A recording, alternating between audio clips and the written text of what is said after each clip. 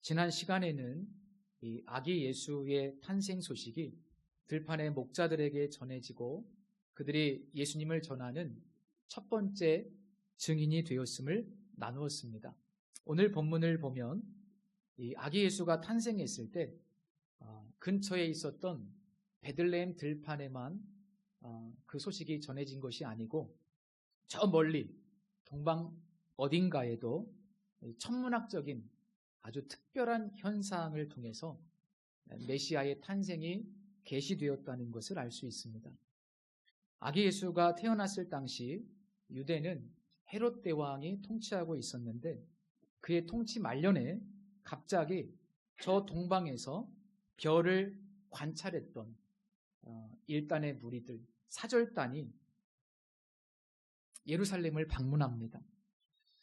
그들은 당시 헤롯 대왕에게는 굉장히 충격적인 이야기를 하는데요. 유대인의 왕으로 나신 이가 어디 계십니까? 우리가 동방에서 그의 별을 보고 그에게 경배하러 왔습니다. 이런 얘기를 합니다. 아마 이 사절단은 새로 왕이 태어났다면 분명히 그 왕은 왕궁에서 태어났을 것이다. 이런 생각을 했던 것 같습니다. 자, 이 유대인의 왕이라는 말은 두 가지 측면에서 헤롯에게 커다란 충격을 줬습니다. 첫 번째, 헤롯은 굉장히 복잡한 인물인데 사실 혈통적으로는 유대인이 아니었습니다. 이두메인이었습니다. 그의 아버지는 아랍의 부족 출신이었고 그의 어머니도 저 아라비아 북부에 있었던 당시 나바테아라고 하는 왕국의 수도였던 페트라 출신이었습니다. 그는 애초에 혈통적으로 유대인의 왕이 될 자격이 없었기 때문에 이 동방 박사들의 말은 자신의 왕권과 체제, 이제 종식되었음을 의미하고 정통 유대인 출신이 나타나서 이 나라의 왕이 되고 이 땅을 지배할 것이라는 의미와 같습니다. 두 번째로 이 유대인의 왕이라는 표현 자체가 당시 유대인들에게는 메시아의 탄생이라는 의미였습니다. 혈통적으로는 이방인이었던 헤롯도 종교적으로는 유대교인이었기 때문에 적어도 이 정도의 기초 지식은 가지고 있었던 겁니다. 당시 헤롯이 엄청난 그런 일들을 저질렀는데 헤롯이 저지른 일을 우리가 조금 알면 왜 이렇게 소동하고 놀래고 기겁을 했는지를 이해할 수 있습니다. 그는 자신의 정적이 될 수 있다는 생각에 사랑하는 두 아들마저 목을 졸라 죽였던 광기의 인물이었습니다. 뿐만 아니라 사랑하는 아내 미리암네라는 아내가 있었는데 그의 충성심을 이렇게 시험하다가 역시 그 아내도 죽인 인물입니다. 이 본문 뒤에 나오는 말씀을 보면 이 아기 예수를 죽이기 위해서 베들레헴 근처에 2살 이하의 어린아이들을 모조리 죽이라는 명령을 내리는데요. 그는 절대로 자신의 왕권을 다른 사람에게 줄 생각이 없었던 인물입니다. 심지어 자기 자식들에게도. 그러니 이 이야기를 들었을 때 얼마나 놀랬겠습니까? 얼마나 황당했겠습니까? 얼마나 공포에 휩싸였겠습니까? 어쨌든 이 사건으로 인해서 예루살렘 전체가 술렁였다. 예루살렘 전체가 소동했다고 성경에 기록되어 있습니다. 헤롯 왕은 급히 제사장들과 또 서기관들, 그러니까 종교 지도자들을 모조리 소집합니다. 그리고 구약에 예언된 메시아가 어디에서 태어날 것인지를 묻습니다. 당시 종교 지도자들만이 아니라 유대인들, 일반 백성들도 미가서 5장 2절 말씀에 근거해서 메시아가 태어나면 유대 베들레헴에서 태어날 것이다 라는 것을 잘 알고 있었습니다. 그래서 예수님이 어디에서 태어날 것인지 이 질문에 대한 대답은 너무나 쉽게 얻을 수 있었던 것이죠. 헤롯은 은밀히 박사들을 불러서 이야기합니다. 가서 그 아기를 샅샅이 한번 찾아보시오. 찾거든 나에게 말해주시오. 그래서 나도 가서 그에게 경배하기를 원한다고 그렇게 이야기합니다. 그러나 사실 그는 메시아이신 아기 예수님을 경배할 생각이 전혀 없습니다. 자기 자식들에게도 왕권을 주기 싫어서 목 졸라 죽인 광인인데 누구에게 가서 경배를 한단 말입니까? 단지 그 왕이 될 어린 아기를 일찍 죽여서 그 싹을 없애버리기를 원했던 것이죠. 이 왕궁에서 나온 사절단이 베들레헴을 향해서 출발할 때 갑자기 그들이 자기의 나라에서 처음 보았던 바로 그 별이 나타납니다. 그리고 그 별은 그들을 아기 예수가 있는 그 베들레헴 어느 집까지 인도해 주었습니다. 이 예루살렘에서 베들레헴까지는 약 8km 정도 되는데 그들은 하나님의 인도하심을 받아서 아주 수월하게 아기 예수를 찾고 만나게 되죠. 그리고 그 집에 들어가서 준비해 온 보물 상자를 열고 큰 기쁨으로 황금과 유향과 몰약, 가장 귀한 이 예물을 아기 예수께 바칩니다. 이것이 본문의 내용인데 마태가 왜 수많은 이야기들 중에 이 사건을 기록했는지 또 어떤 관점으로 이 아기 예수를 묘사하기를 원하는지 우리가 그것을 알기 위해서는 본문에서 중요한 내용 몇 가지를 다시 한번 확인해 볼 필요가 있습니다. 우선 동방은 어디일까요? 동방. 우리가 본문에서 이 박사들이라는 표현이 나오는데 별을 관찰했다. 그래서 이 박사들은 뭐 점성술사라든지 아니면 천문학자라든지 과학자라든지 그런 부류의 사람들이라는 것을 잘 알고 있습니다. 그런데 동방은 어디인지 사실은 잘 몰라요. 동방은 어디일까요? 이 동쪽이라고 하는 말은 이 떠오름이라는 의미를 가지고 있습니다. 꼭 방향을 지시하는 표현이 아니라 떠오르다. 그래서 오늘 본문에 우리가 동방에서 그의 별을 보았다라는 말은 우리가 그의 별이 떠오르는 것을 보았습니다 라는 의미입니다. 우리는 동방이 어딘지 잘 몰라요. 옛날에 듣기로는 저도 저 페르시아 제국, 과거의 페르시아 제국, 뭐 지금의 이제 이란 지역, 뭐 그쪽 지역일 거라고 생각해 왔는데, 그런데 당시 유대에 살았던 그 사람들이 인식했던 동쪽은 요단강 동편, 요단강 저쪽을 의미하는 표현입니다. 그러니까 그 요단 동편에 요르단이라고 하죠. 그 사막 지역, 그리고 그 밑에 이어져 있는 아라비아 반도, 사막, 그 지역이 바로 당시 유대인들이 인식했던 동쪽이었습니다.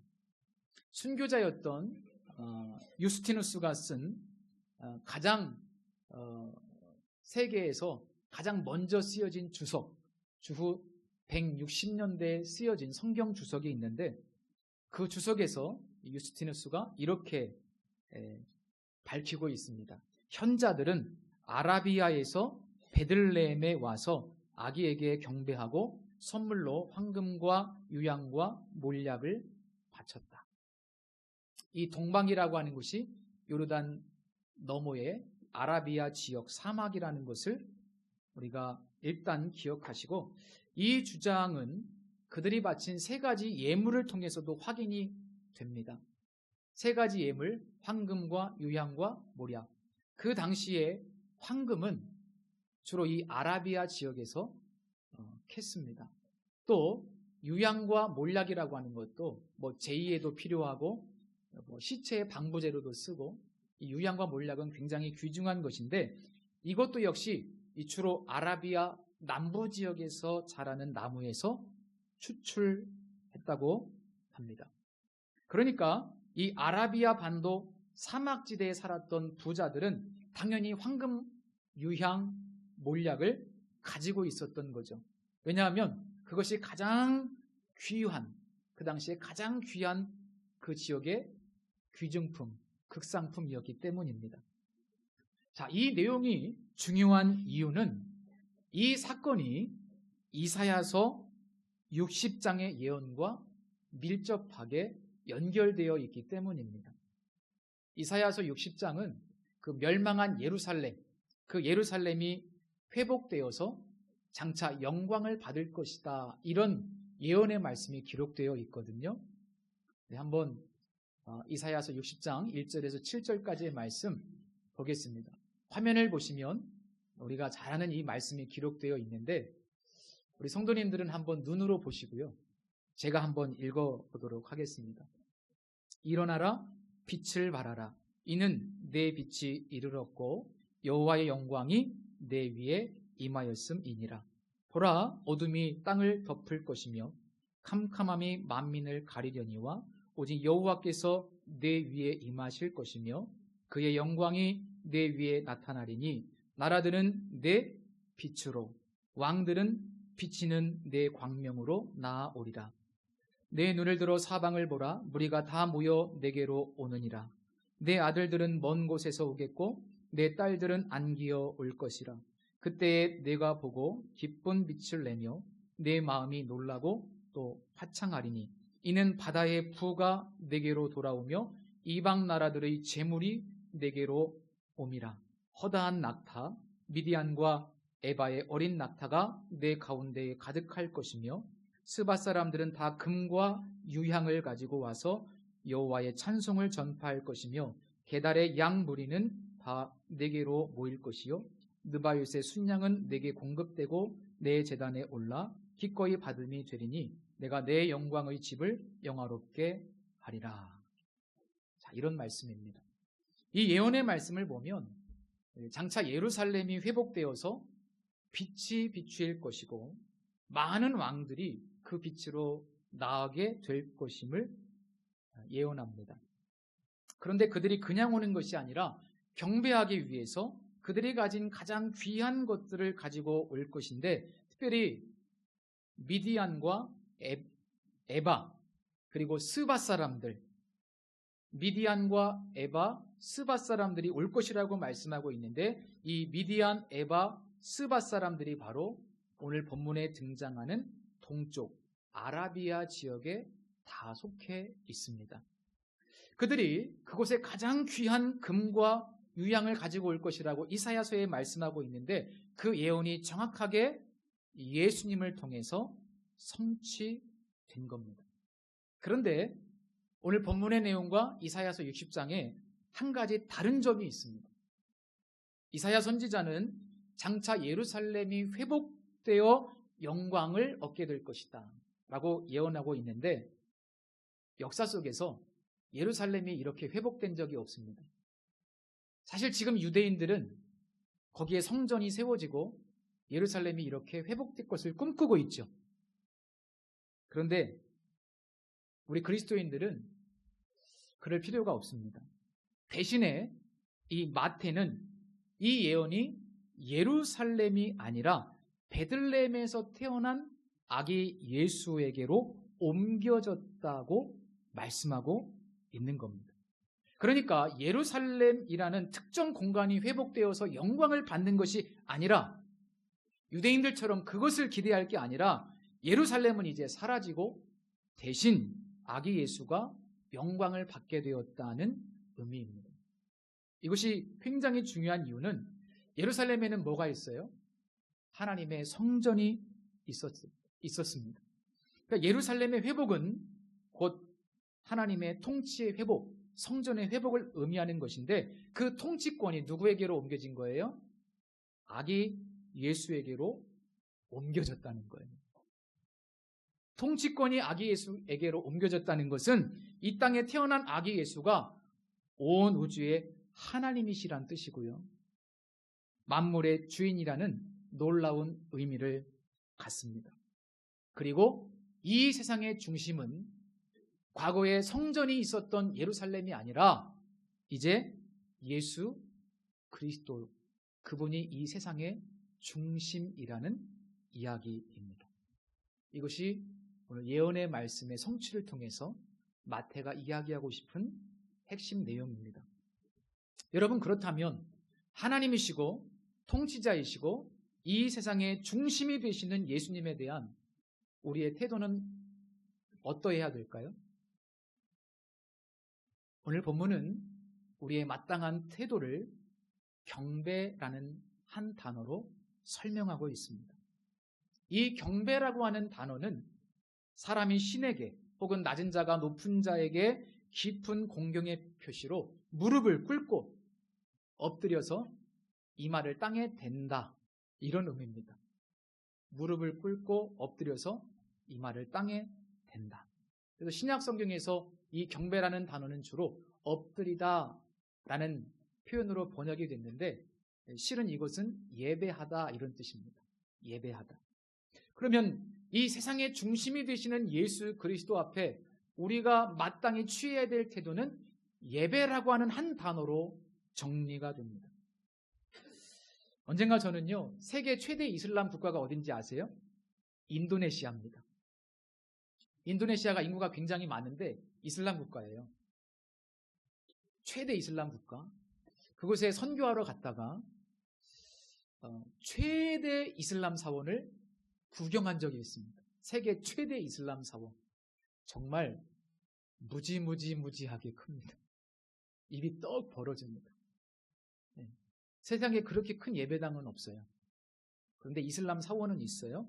어쨌든 제가 거기는 신발을 신고 들어갈 수가 없습니다. 왜? 알라시는 너무나 거룩하신 분이기 때문에 신발을 신고 들어갈 수가 없어요. 어쨌든 맨발로 그 알라 모스크죠. 이슬람 사원에 들어갔는데, 들어갔더니 특징이 뭐냐면 그 예배 처소에 의자가 없습니다. 의자가 하나도 없어요. 그냥 바닥이에요. 사람들이 맨발로 엎드려서 진짜 이 단어의 의미처럼 이마를 땅에 대고 경배하면서 알라신에게 기도를 드리고 예배를 드리는 장면을 봤습니다. 물론 그들이 믿는 신은 우리는 진짜 신이 아님을 잘 알고 있습니다. 하지만 저는 그곳에서 신을 향한, 신을 예배하는 그들의 어떤 태도, 그들의 어떤 경외심, 그런 모습을 보고 그래도 감동을 좀 받았습니다. 그러면서 자칫 우리 기독교 예배가 자칫 자꾸 사람 중심으로 흘러갈 수도 있겠구나. 우리의 만족, 우리의 편안함, 우리의 편의, 그런 것들로 인해서 자꾸 예배가 변질될 수도 있겠구나라는 생각이 좀 들기도 했고, 자칫 또 기독교 예배가 너무 가볍거나 또 경박해질 수도 있겠다는 생각이 살짝 들기도 했습니다. 물론 이제 이렇게 외적으로 볼 때 막 엎드리고 절하고 뭐 이렇게 거룩하게 보이는 모습이 예배의 전부는 아니지만 그러나 우리 이 기독교 예배가 잃어버린 한 부분 아닐까, 그런 생각이 좀 들었어요. 여러분, 만약 우리 예배가 진정한 예배가 되지 못한다면 그 가장 근본적인 이유는 무엇일까요? 제가 생각하기에 오늘 본문을 통해서 가장 근본적인 이유는 이 세상의 중심이 되신 예수 그리스도, 왕이신 그분이 우리의 중심이 되지 못하고 변두리에 계시기 때문이라는 것을 오늘 본문을 통해서 좀 말씀드리고 싶습니다. 그런 측면에서 보면 본문에 나오는 헤롯 왕이나 또 그와 결탁해서 자기의 왕국을 세워가고 있는 당시 이 종교 지도자들, 타락한 종교 지도자들의 실상이 바로 우리의 모습일 수도 있다는 거예요. 우리에게는 이런 헤롯의 모습은 없습니까? 자기의 왕권을 포기하지 못하고 자신이 세상의 중심이 되고 싶은 마음, 자기의 왕국을 건설하고 싶은 마음이 우리에게는 없습니까? 예수 그리스도가 정말 나의 중심이 되었습니까? 그분이 정말 내 마음의 왕이십니까? 어떠십니까? 헤롯과 종교 지도자들이 왜 아기 예수를 찾아와 경배하지 않습니까? 지독한 자기 중심성, 자기의 왕권을 포기하고 싶지 않은 거예요. 우리에게도 그런 모습이 있을 수 있어요. 내 마음대로 살고 싶은데, 내 뜻대로 살고 싶은데, 내가 내 인생의 주인이 되어 살고 싶은데, 세상은 그렇게 이야기하지 않습니까? 네가 원하는 대로 살라고. 이 자기중심성, 이것 때문에 우리는 자기의 왕국을 내려놓지 못합니다. 오늘 이 자리에서 우리가 다 함께 예배하고 있지만 우리가 이 자기의 왕국을 내려놓지 못하면, 예수 그리스도가 우리의 중심이 되지 않으면 그 예배는 공허한 예배고 자신의 만족을 채우기 위한 수단일 뿐입니다. 예배의 가장 중요한 요소는 뭘까요? 예수 그리스도를, 세상의 중심이신 그분을 내 마음의 중심이 되게 하는 태도, 그리고 그러한 삶, 그것이 바로 예배의 가장 중요한 요소입니다. 진짜를 예배하지 않으면 가짜를 예배하게 되고, 가짜를 예배하게 되면 진짜를 예배할 수 없습니다. 그런데 우리가 진짜 왕이신 예수님을 진심으로 예배하게 되면 우리의 삶에는 놀라운 변화가 일어납니다. 예배를 잘 드리면 우리는 하나님이 어떤 분이신지를 더 깊이 깨닫게 됩니다. 예수 그리스도가 중심이시고 통치자이시며 모든 만물보다 크시다는 사실을 우리는 더 깊이 인식하게 됩니다. 우리의 인식이 확장되고 믿음이 그만큼 회복되는 시간이 바로 이 예배라는 겁니다. 예배를 떠나면 믿음은 사라집니다.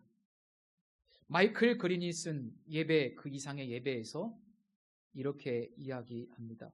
왕이신 예수님을 예배하는 것은 언제나 그분의 위대하심을 문제보다 더 크시고 우리보다 더 크시고 세상보다 더 크시다는 것을 상기시켜줍니다. 여러분, 우리는 정치를 예배하지 않습니다. 이 땅에 많이 실망하시죠? 그런데 실망을 넘어서셔야 돼요. 왜? 정치는 우리에게 만족함을 주지 않기 때문에. 그리고 정치보다 더 크신 분이 우리 하나님이시고 하나님이 세상의 중심이기 때문에. 그래서 우리는 예배를 통해서 다시 회복되는 겁니다. 그분은 이런 이야기를 계속합니다. 예배 속에서 그분의 크심과 권능을, 우리와 만물에 대한 그분의 권위를 보다 진실하게 깨달으며 삶 속에서 그분을 확대하는 효과를 경험한다. 다시 말하면 예배 속에서 우리가 하나님을 깊이 인식할 때 삶 속에서 내 상황이나 환경보다 하나님이 더 큰 존재로 느껴진다는 거예요. 이것이 바로 하나님 확대 효과입니다. 그래서 그는 예배는 하나님이 하나님 되시게 한다. 그럴 때 모든 것이 제자리를 찾아간다. 문제가 사라지지는 않지만 우리는 하나님이 더 크심을 알게 되고 덜 두려워하게 된다. 진짜로 예배하면 덜 두려워하게 되고 덜 염려하게 되고 더 기뻐하게 됩니다. 결국 그는 이렇게 이야기합니다. 예수님을 예배하는 것은 그분이 누구신지를 깨닫고 그 깨달음 속에서 사는 것이다. 이렇게 말씀드리고 싶어요. 우리가 하나님을 진짜로 예배하면 하나님에 대한 인식이 확장되기 때문에 인생에서 승리하게 됩니다. 저는 이 성공이라는 표현을 예배 시간에 쓰는 것을 좀 조심하는 편인데, 그냥 우리가 쉽게 예배에 성공하면 인생에 성공한다, 이렇게 말씀드릴 수 있다는 겁니다. 진정한 예배자는요, 마음의 중심이 예수님으로 바뀐 사람이에요. 아직도 이곳에 예수 그리스도가, 이 세상의 중심이 되신 예수님이 내 마음의 중심이 되지 않은 분들이 계시다면 돌이키시기 바랍니다. 헤롯처럼 그렇게 살지 마세요. 이제 그 보좌를 예수님께 넘겨드리세요. 내 마음 중심에 예수님을 모셔드리고 내가 당신을 나의 주인으로 삼겠습니다. 당신이 나의 인생의 중심이십니다. 그렇게 예수님을 영접하실 수 있기를 바랍니다. 그것이 바로 예수님을 믿는 겁니다. 동방에서 온 사절단이 어떻게 경배를 드렸는지 간단히 살펴보면서 우리가 가져야 될 예배의 태도를 몇 가지 짧게 말씀드리겠습니다. 첫째, 그들은 먼 거리, 피곤함, 오는 수고와 경비, 이런 모든 것들을 넘어서서 세상의 중심이신 예수님을 기쁨으로 예배했습니다.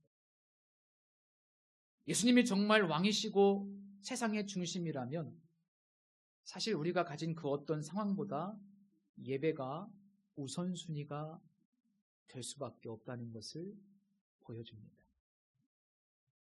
두 번째, 그들은 당시 그들이 살고 있었던 지역에서 가장 귀한 것을 가져와서 세상의 중심이신 예수님께 바쳤습니다. 다시 말씀드리지만 황금, 유양, 몰약은 그들의 나라에서 나오는 극상품이었고 가장 비싼 물건들이었습니다. 그래서 우리가 매 주일, 매 순간 하나님 앞에 예배할 때 최고의 것을 드리는 마음 자세를 가져야 돼요. 최고의 것, 최고의 삶을 하나님께 드리는 마음 자세를 가져야만 합니다. 그런 의미에서 우리 옛날 어르신들의 태도가 저는 굉장히 귀하다고 생각해요. 주일날 아침 목욕제기 하시고 옷을 깔끔하게 준비하셔서 예배 시간에 입고 오시고 가장 비싼 옷이 아니라 깔끔한 옷, 그리고 정성스럽게 하나님께 드릴 헌금을 미리 준비해서 잘 준비해서 가지고 와서 하나님께 예배드리는 그런 태도, 그것이 잃어버린 예배에 대한 우리의 어르신들의 모습이 아니었을까? 그런 생각이 듭니다.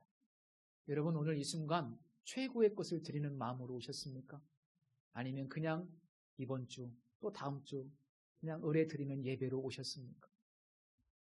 최고의 예배가 되기 위해서 최선의 것을 하나님께 드릴 수 있는 마음을 가지십시오.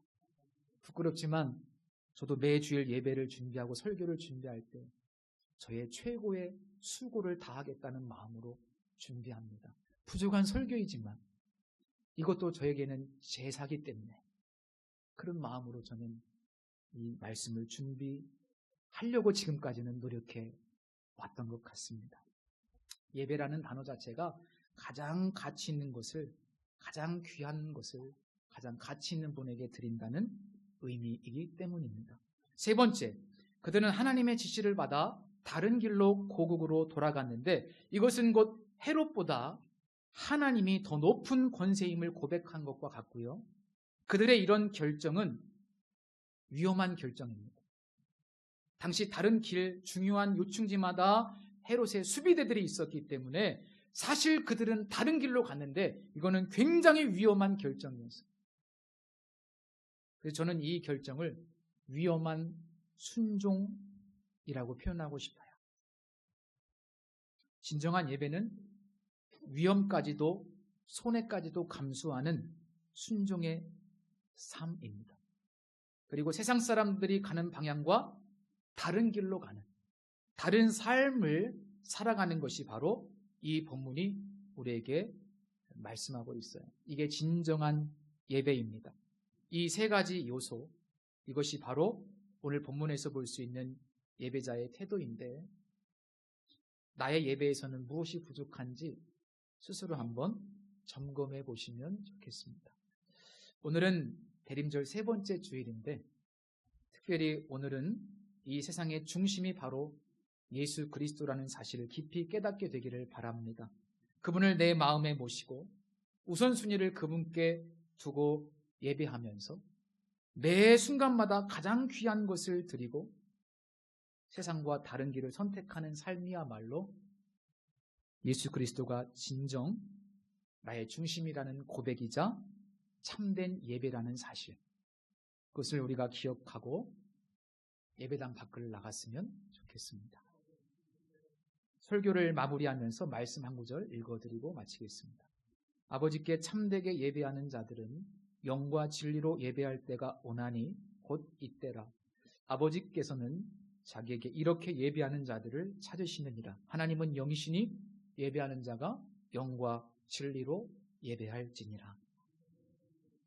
예수님께서 계신 모든 곳이 성전입니다. 기도하겠습니다.